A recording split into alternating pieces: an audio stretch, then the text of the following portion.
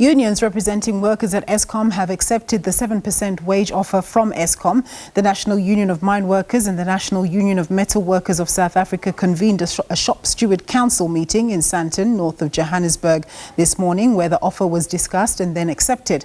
The unions are currently convening a central bargaining council meeting with Eskom's leadership to formally accept the offer. Well, to tell us more about it, I'm joined by my colleague Naledi Ngcobo, who's been covering the story for us. Naledi, thanks very much for joining us. Just give us an overview of what's transpired.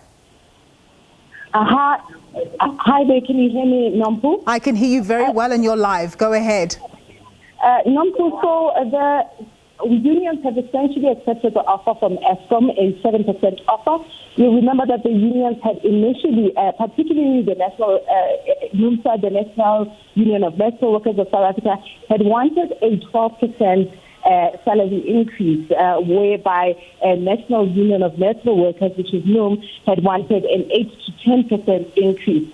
And what we are understanding now is that after meeting with their branches, shop stewards convened their council meetings here, where they've decided that they're actually going to accept the 7% increase from Eskom. Now, we're not clear yet on the details in terms of what the other benefits will entail, but we know that there's going to be a central bargaining meeting between the unions and Eskom, who are then going to give us an update about what the whole offer holistically is actually going to be made up of. But we do understand that the leadership from the unions have really asked now that workers go back to work because they feel like they've come to a conclusion today in terms of these talks, and they've encouraged the workers to go back to work.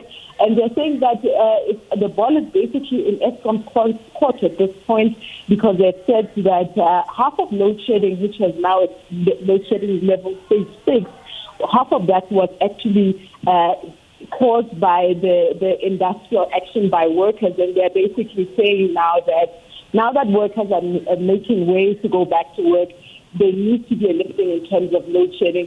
And South Africans, they basically need to be asking Eskom and its leadership what's happening in terms of load shedding, and whether load shedding is actually going to be lifted at this point. So are the unions tacitly agreeing then that indeed we have had to endure stage 6 because of their action? Well, unions are saying that workers actually had a right to strike because Eskom has not been increasing salaries for the past 2-3 years.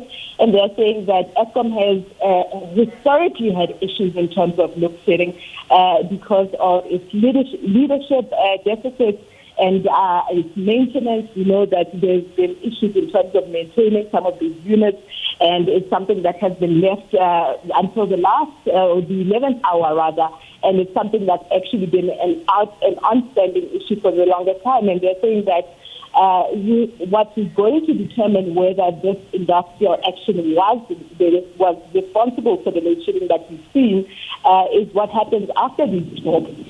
So if the workers are accepting the offer, and if we still have load shedding, then the leadership at Eskom will have a lot to ask of them. Indeed.